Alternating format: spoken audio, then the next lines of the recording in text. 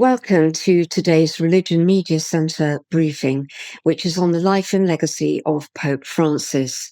And we're joined by a number of speakers, including Professor Tina Beattie, the former Professor of Catholic Studies at the University of Roehampton, Catherine Pepinster, journalist and author, Sister Dr Gemma Simmonds, Director of Religious Life at the Maragret Beaufort Institute, Father Christopher Jamison, Abbot President of the English Benedictine Congregation, Lorna Gold, the Executive Director of Laudato Si, Kerry Weber, Executive Director of America, a Jesuit publication, joining us from the States, Professor Brendan Gallaher, the Professor of Systematic Theology at Exeter University, and Professor Anna Rowlands from the University of Durham, who has also been on secondment at the Vatican for the Synod on Synodality.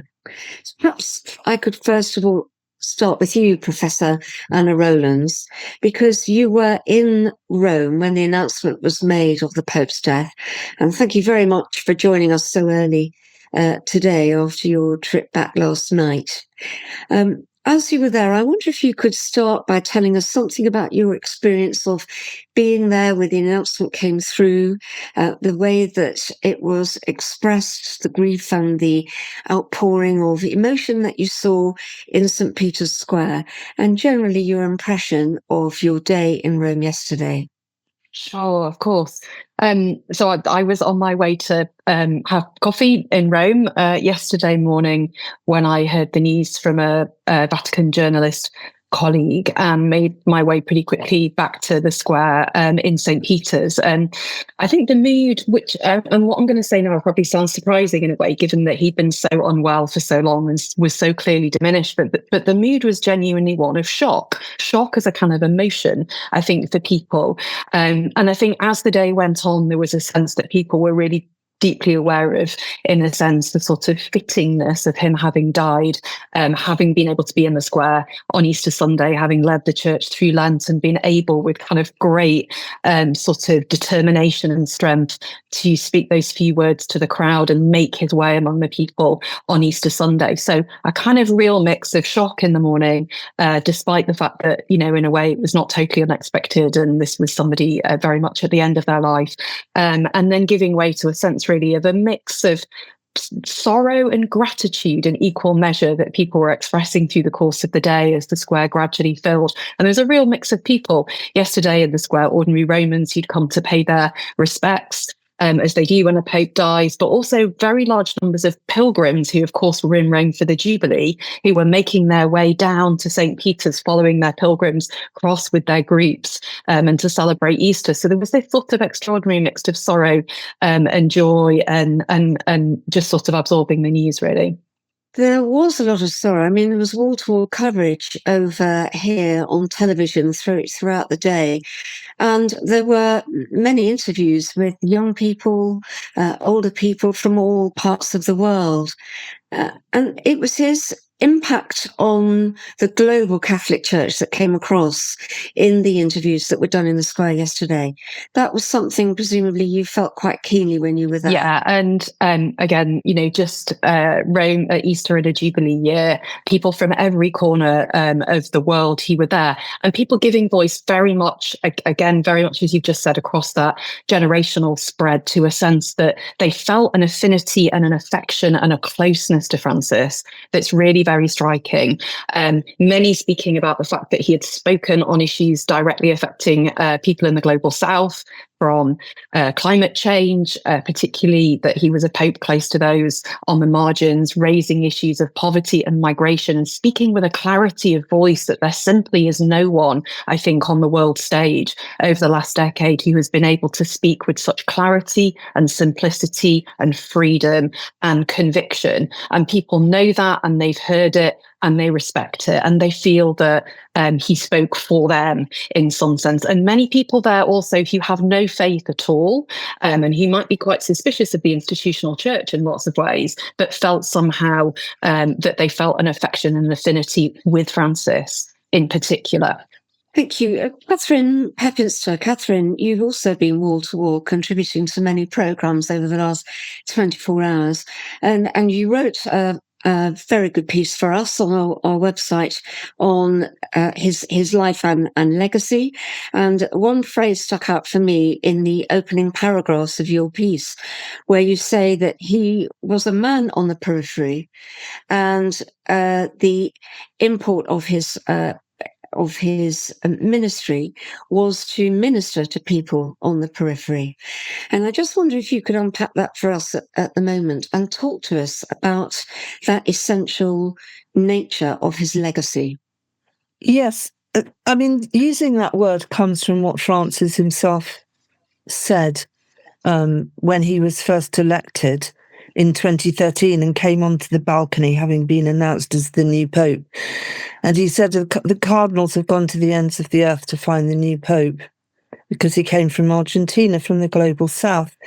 And he used the word periphery a lot in his writing, including in his most recent book, his memoir. And by periphery, he meant people who were far from Rome, traditionally the Catholic heartland, geographically, but he also meant people who are far metaphorically, people that Anna was just talking about, people who perhaps are on the periphery of society, who are homeless, who are refugees, who are prisoners. I noted how he went to prison on Maundy Thursday, even if he couldn't be involved in the usual foot washing ceremony, but he still wanted to be with the prisoners. But I think he also could mean, when he talked about people on the periphery, people who perhaps struggled to feel that the church was for them. I think that he showed, and I think this was a really important part of his pontificate, I think he showed that in attempting to be a Christian, attempting to follow Christ, that did not mean that you had to become perfect. You might aspire to be perfect, but only Christ is the perfect human being. That being flawed is part of humanity. He talked constantly about mercy, that there was space for sinners, space. God makes space for sinners, and the church needs to as well. And I think a lot of people feel that the church hadn't made space for them. They remained on the outside, and he wanted to bring people in and people back. Thank you. Father Christopher Jamison, how deeply was that, not shift of emphasis, but emphasis that he gave to people on the margins? How much of an impact did that make on the work of the Catholic Church, for example, in this country, or globally, if you like? But in this country, did it change people's perception? Did it change their actions? It certainly shifted people's perception of the Catholic Church, especially following on from Pope Benedict, who was characterized by the media as the Rottweiler Pope, although his visit to the UK somewhat dispelled that.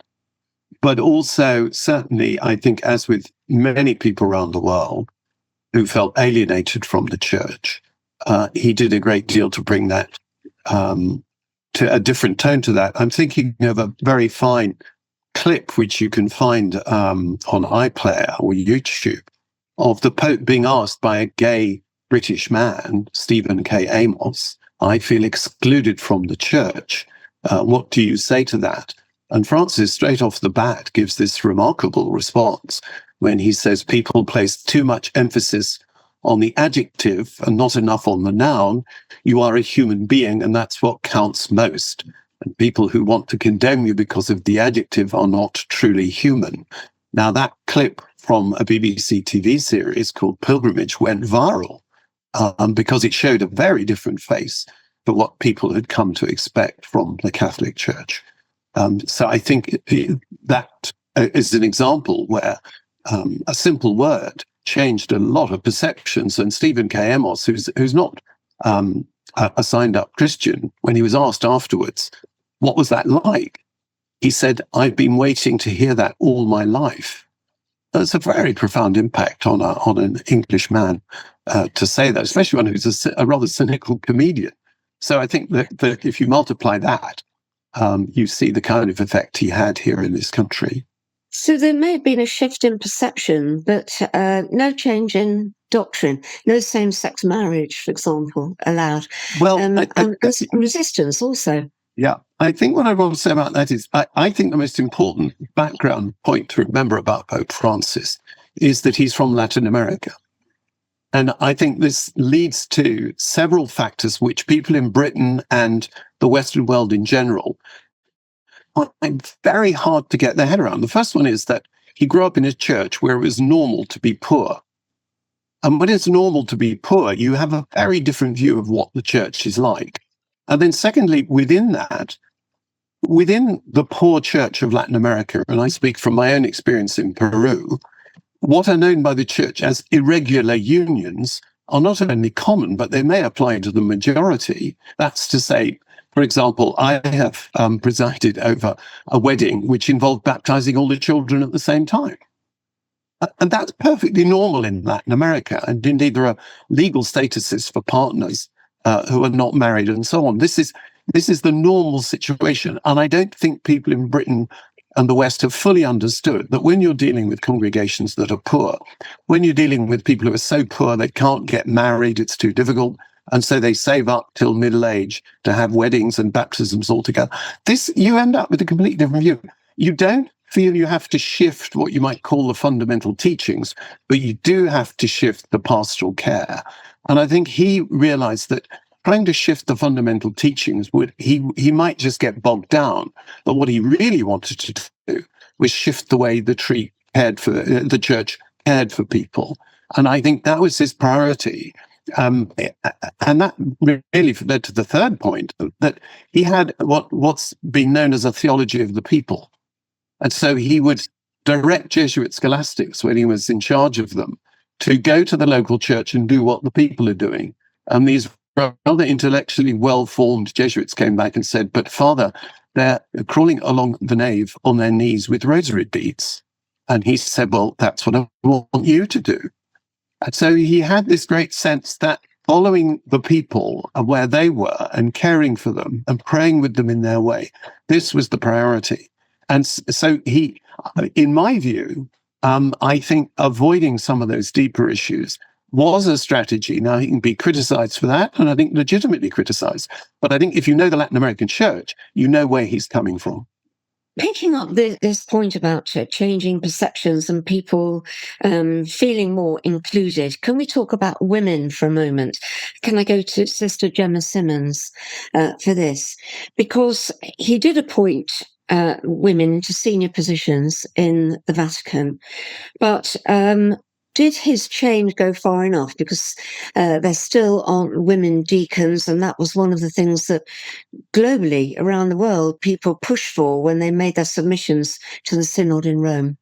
I think there was a lot of disappointment that he didn't go with the recommendation of the commission, which he himself called into being, which said there was no theological reason at all why women should not be ordained to the diaconate for service. I think there are 2 points here. One is that if you look at his pontificate, one of the kind of running battles that Pope Francis had was with clericalism, with a mindset both on the part of the clergy and on the part of lay people that everybody's got to wait until Father does something, because the only people empowered within the church to take decisions or to make any moves are the clergy. And he was very much against such an idea. As Father Christopher said, his own experience in Latin America would have rendered that complete nonsense, because there simply aren't enough clergy in Latin America to let the church run like that. But he wanted to dismantle that idea that only the clergy can do anything in the church. And therefore, I think that clashed with the push from other parts of the church to say, we want women's voices to be heard. We want women to be involved in decision making. We want to hear the word of God preached from the perspective and the experience of women. And the only way that can be done is for women to be made deacons. So there was a clash there, but it was a clash of two very different kinds of priority. And I think he prioritized kind of declericalization in such a way that unfortunately it hit against the notion of women having a more prominent place in the church. And yet, for instance, in Querida Amazonia and in various other reflections of Pope Francis's own and in decision-making forums, he made it clear that there are some decisions that should perhaps be made at the local level. And there are some of us still working very, very hard to try and bring that to the fore. I certainly would be very happy to see, as part of his heritage, the ordination of women to service within the Catholic Church. I think it would make a massive, massive difference. Tina Beattie, do you think that that's likely? How deep were the changes and new initiatives that he made, and are they likely to be sustained following his death? He did make changes, and I do believe that he meant well in all that he tried to do for women in the church, but he also had a very romanticized view of women. He emphasized dialogue so passionately, and his advice about dialogue is wonderful. It's in his post-apostolic exhortation on marriage, Amoris Laetitia, but there he has a section on what meaningful dialogue entails that any group trying to find understanding would find helpful. And yet, when it came to women, there was always a sense that he was listening to the voices that would affirm what he thought and not troubled by voices that might be more challenging. As for changes, the changes he made were institutional, not sacramental. The church is more than an institution, and women still in the church play institutional roles that have little to do with liturgical and sacramental reforms. And I regret that, because the church is not just a bureaucracy. It is at heart a sacramental body. And as long as women don't play a role in the sacramentality of the church's worship, I think there is a problem, and all the changes that Pope Francis made could be undone. But he did give women votes at the two synods on synodality. He did ensure that women have key leadership positions in Vatican institutions. And I think now, whoever the next pope is, it is the responsibility of all of us, but particularly those women who have that voice and that recognition, to be a bit more challenging than they have been, perhaps to be willing to take a stand on issues they might have felt a little timid about. Because I think it's fair to say that so far, those who have a significant voice in the Vatican are those who are either religious sisters or can be trusted not to rock the boat, and they always have a male cleric looking over their shoulders. So yes. I like to think that Pope Francis set something in motion. I understand why he might have found it challenging to push for doctrinal or sacramental changes that really would have upset the apple cart. But little things like he could have quoted a few women theologians in his encyclicals and writings. He could have done more to promote the voices of women, not just as good leaders in institutions, but as theologians, biblical scholars, philosophers, people with something to say. His encyclical on the environment, Laudato Si, was wonderful in many ways, but there is a real problem with his representation of Mother Earth in rather sentimental terms, and I regretted the lack of an engagement with ecofeminists in that encyclical. There would have been many resonances, but there would also have been insights and challenges that he might have addressed. So a mixed legacy, but all in all, a wonderful, wonderful vision for us to be going forward with. Thank you. At that point, I think we should bring in Lorna Gold, the Executive Director of Laudato Si, which was the encyclical on climate change that said we had to care for our common home. Thank you for joining us, Lorna. Do you think that this was one of the defining major characteristics of his papacy that he will be remembered for? I think in terms of the wider world and how it's looking at Pope Francis and his legacy, his contribution to the environmental movement and the challenges is definitely, amongst all of the legacies, it's up there.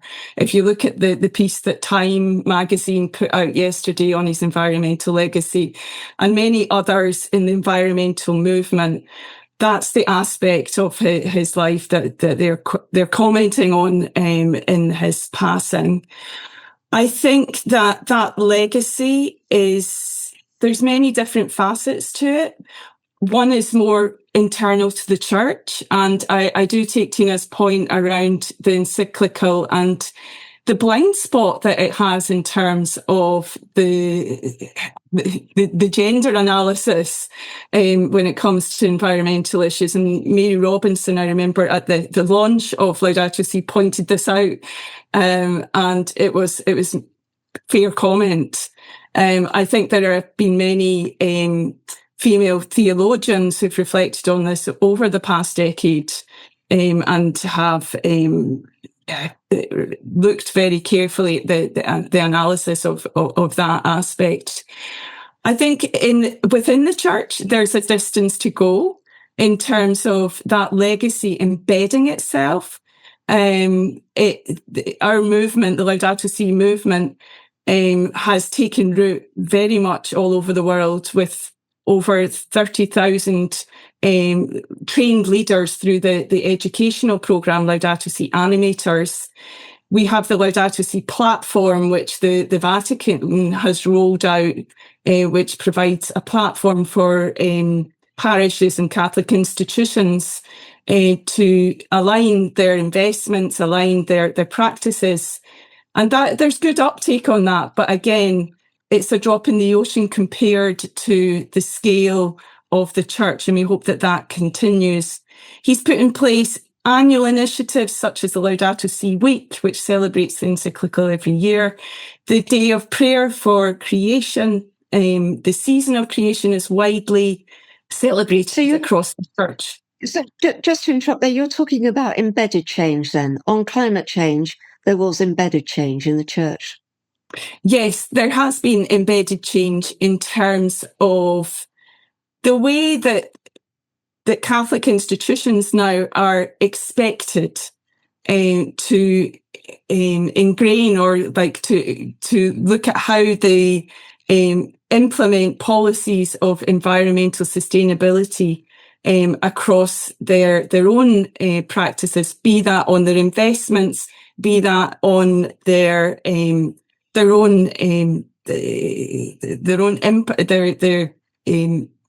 environmental footprint.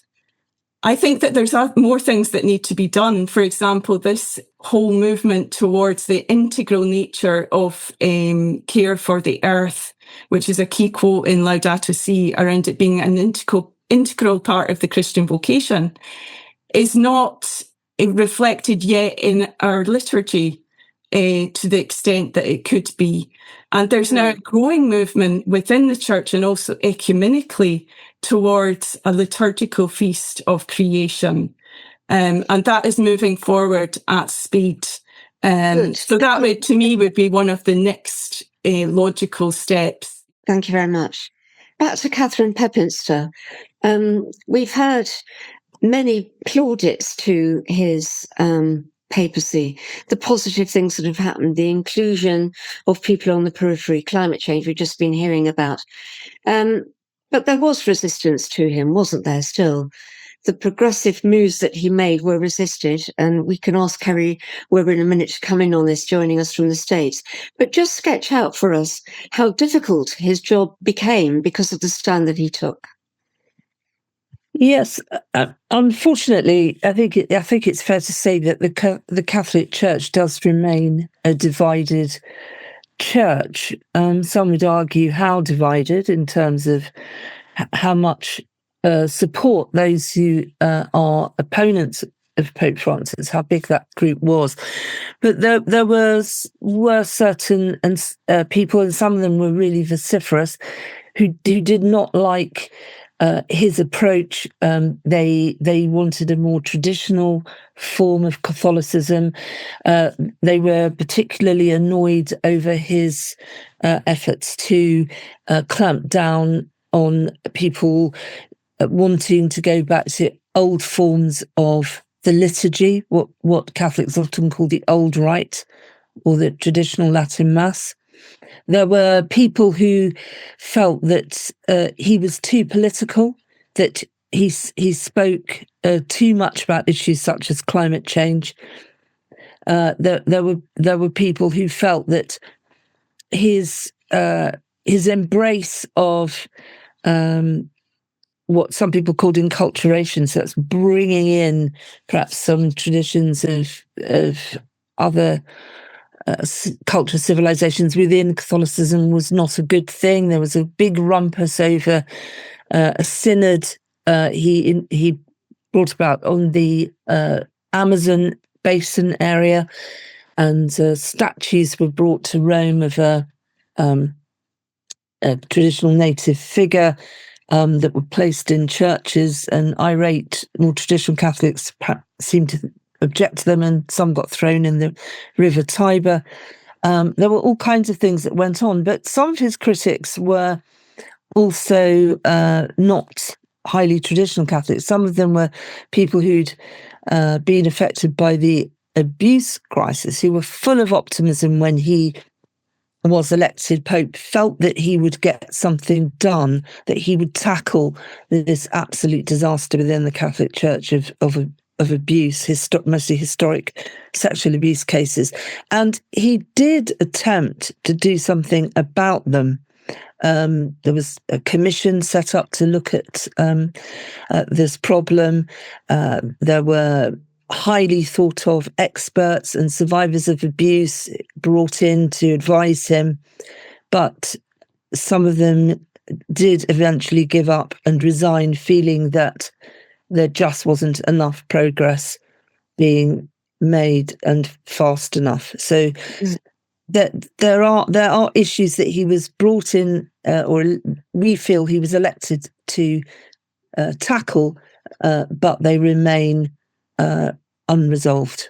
Thank you. Kerry Weber, can we bring you in? You're the executive editor of America, Jesuit-based publication. What, just listening to Catherine there, are you hearing those voices in America in response to the Pope's death? Are there strident calls? Are there negative voices out there? Or are you hearing that, as we've heard from other people earlier in the call, this tremendous outpouring of sorrow and grief?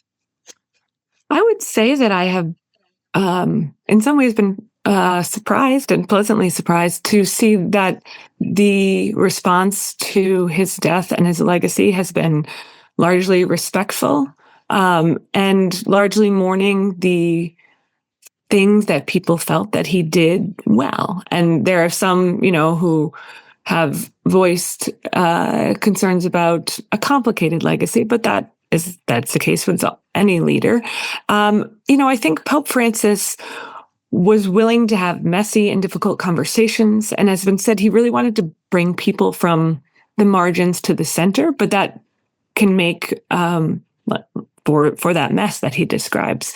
But he also said that famous phrase he used in Brazil, and he said, make a mess, but then help tidy it up. And I think we forget about that part of the phrase sometimes. People like to talk about Francis making messes. And he said, but he wants a mess that gives us a free heart, gives us solidarity, and gives us hope. And I think that those are things that are much needed in the U.S. church right now.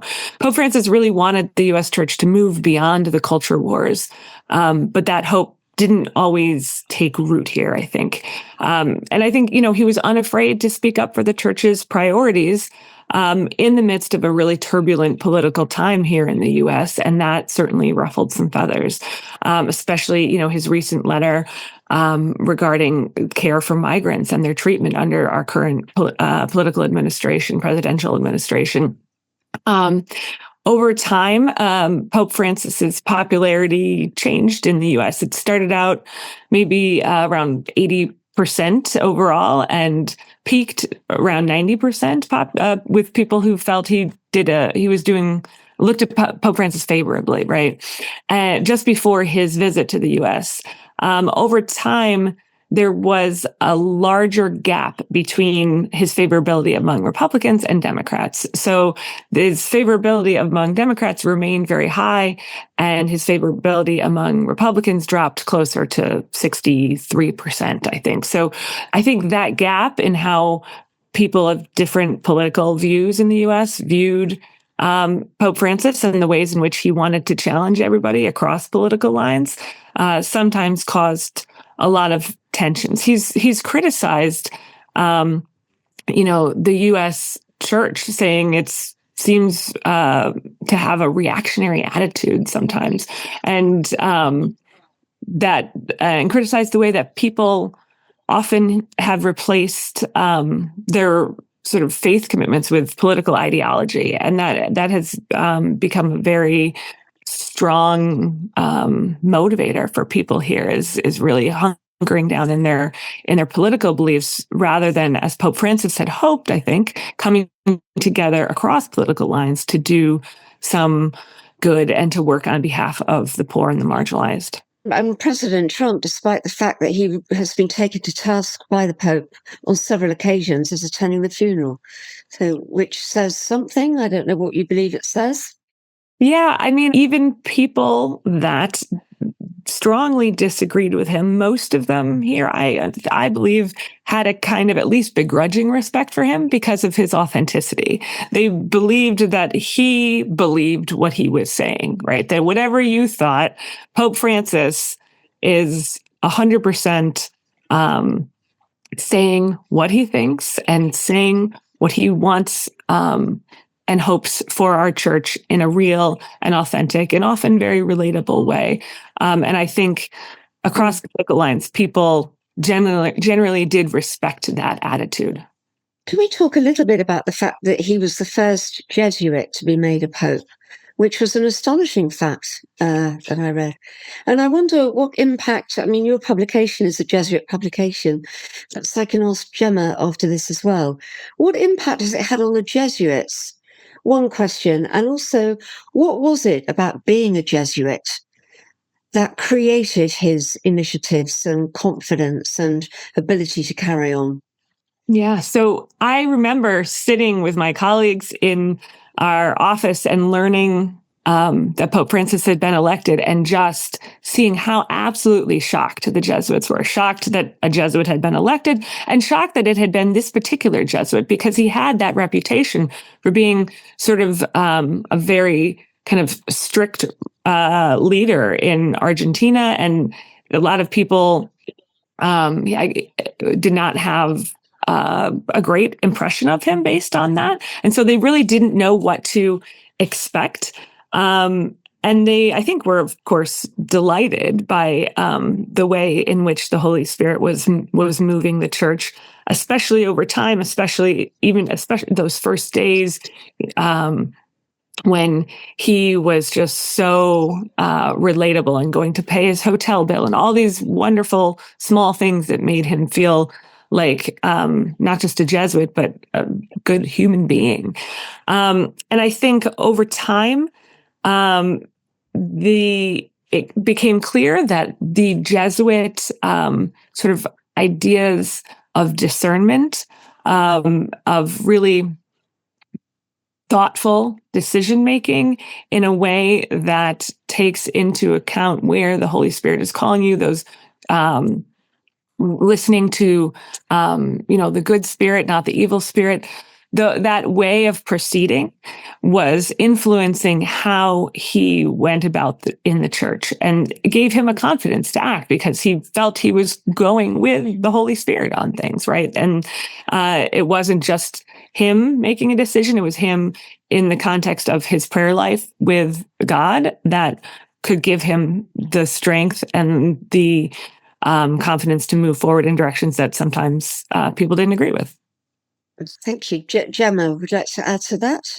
Yes, I very much would. I think if you look at the shape of the Ignatian spiritual exercises, in the first week of the exercises, there's a very direct confrontation with one's own personal sin, not in order to wallow in grief and guilt and misery, but in order to experience profoundly the amazing grace of God's mercy.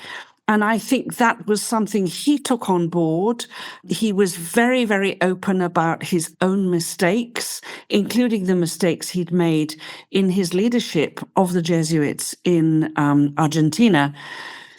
And I think that gave him a sense of being a loved and forgiven sinner. And it's what he wanted to offer to the world, this sense of God's mercy that nothing can overcome. No sin can be so terrible that God's mercy can't shine a light in it. And that's something that he wanted to come across.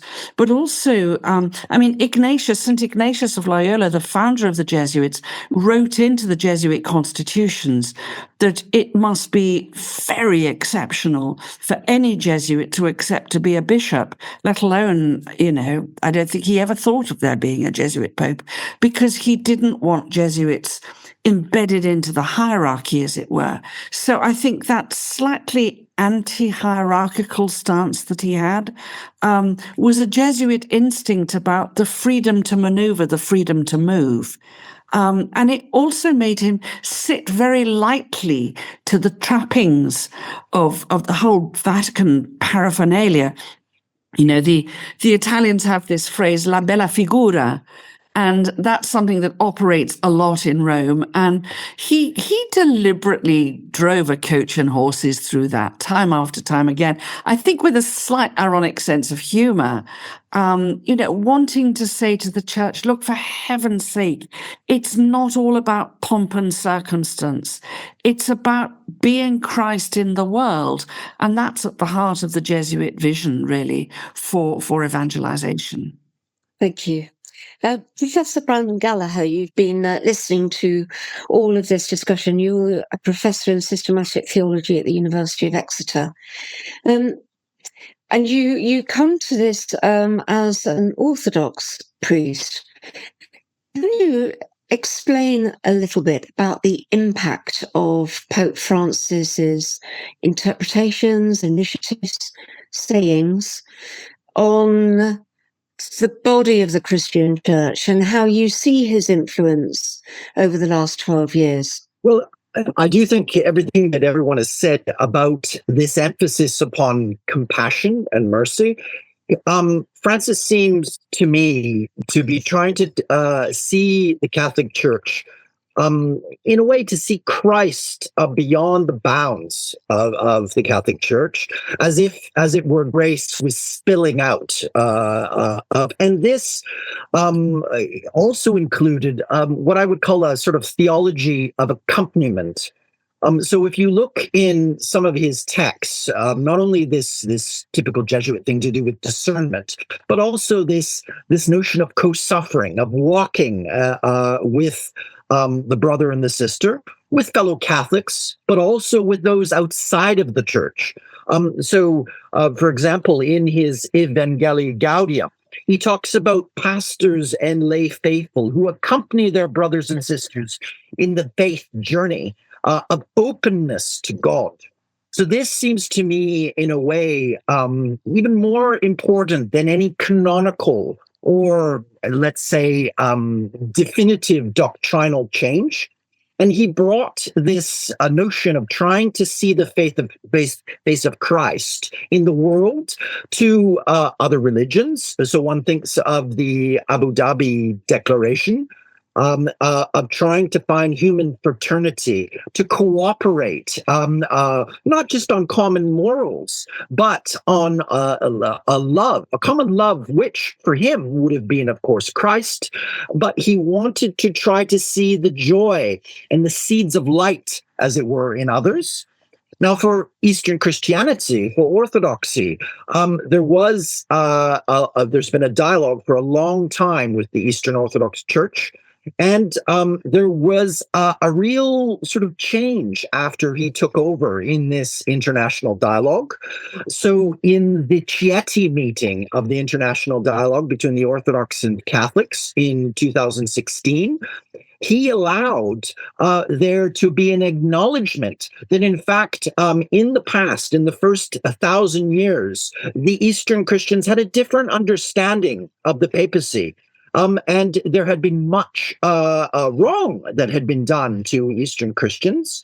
So he was not, as it were, standing on the position of Rome as past popes had done and insisting. But it's saying, well, you have something to tell us too. We want to listen to you. We want to learn from you.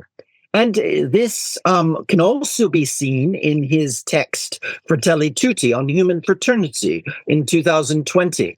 So this is a type of Christian praxis, as I said, of accompaniment, of love of the other, of trying to understand where the other is and trying to learn from the other, and to expand, therefore, the bounds of the Catholic Church. He drew, in this case, and of course Lorna Gold will know about this, in Laudato Si, he drew very widely and learned from the Orthodox and got people like John Chrysogonos and John Zazoulis to inform because of the work of Bartholomew, the so-called Green Patriarch, ecumenical patriarch. And he said, we can learn from this as Catholics as well. We can take the gifts of the world to give it back to the world. And so this it was a radical change, I think, from previous popes. And it's not clear to me now that he has, as it were, sometimes somewhat blurred the boundaries sometimes of the Catholic Church, sometimes with ambiguous statements, maybe that are native, like the famous footnote in Amoris Laetitio. It's not clear to me now that you can go back to an older type of approach, which is sort of collapses the canonical bounds and the spiritual bounds.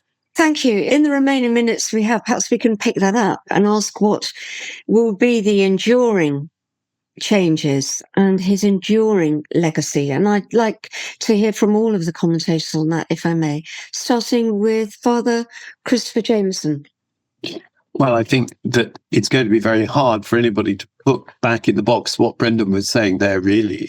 I think it's going to be very hard to put things back in the box. And so, in a way, everything we've heard about so far is going to be part of his legacy.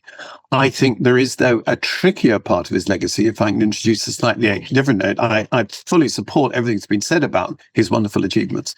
I think the trickier part is the role of parish priests. There were many parish priests who were good men, not sort of driving a conservative agenda or anything, who just felt that he didn't fully understand being a parish priest because he was a Jesuit, and that his drive towards what he called, driving out clericalism was interpreted by some of them as driving out the parish clergy. So I think most of them do hugely appreciate him, but I do think part of his legacy is going to be, how do we reinforce and encourage the diocesan clergy who, between the abuse scandal and his drive to drive out clericalism and not perhaps being a bishop who understood them as parish priests, how do we restore that? And I think part of his legacy is going to be the need to restore some of the confidence of the excellent diocesan clergy who felt a little bit out in the cold. I emphasize they have a love for him, but they just felt, gosh, somebody needs to support us a little more, I think. Thank you. Professor Anna Rowlands. With somebody like Francis, it's incredibly difficult to sort of sum up a single legacy. But I think one connecting point for me, and perhaps one thing we haven't talked about so much so far, is his emphasis on mission.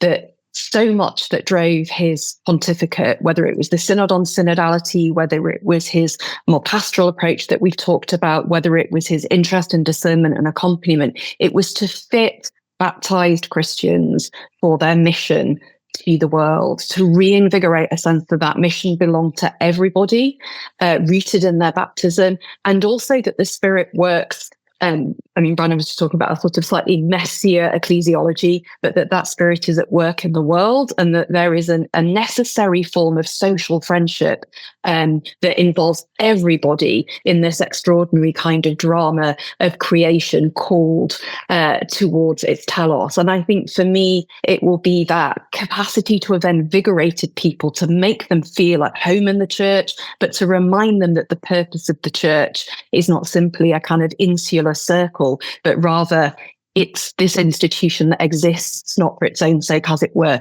but for the sake of the world poured out.